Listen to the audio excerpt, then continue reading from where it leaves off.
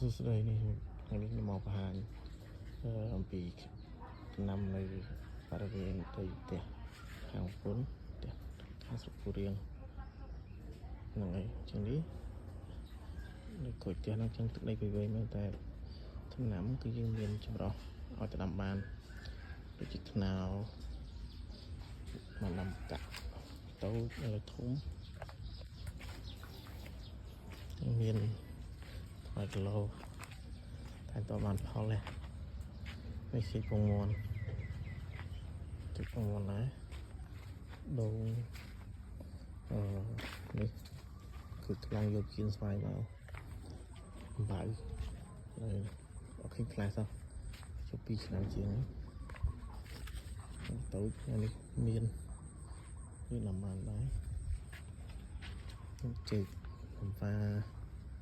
មានពៅមានអីហ្នឹងស្វាយ3ឆ្នាំផ្លែស្វាយចោលសៀមហើយត្រេនតាមពីដើមត្រេននេះខ្ញុំដឹងមានខឹមអត់ទេត្រេន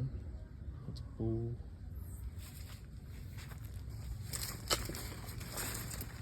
តាមលេងរកបានស៊ីណាគុតព្រីងនេះគួយមានមុតនោះនេះស្វាយទៀតនេះស្វាយគេហៅស្វាយចោលសៀមពងមាន់ទៀតអីសំខាន់នេះខ្វិតទុំឲ្យជុំហូត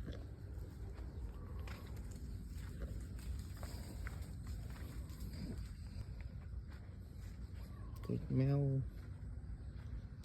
អីគាត់ทำដលងឈើដលងអីសំខាន់មានទាំងថ្នោតទៀតណាថ្នោតក៏មានដែរណាចូល10ដើមជាង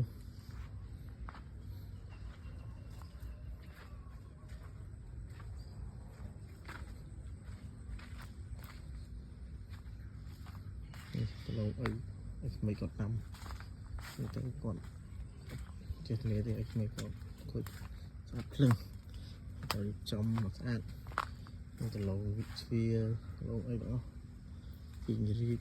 មានអីហ្នឹងមានបន្លែគ្រប់សព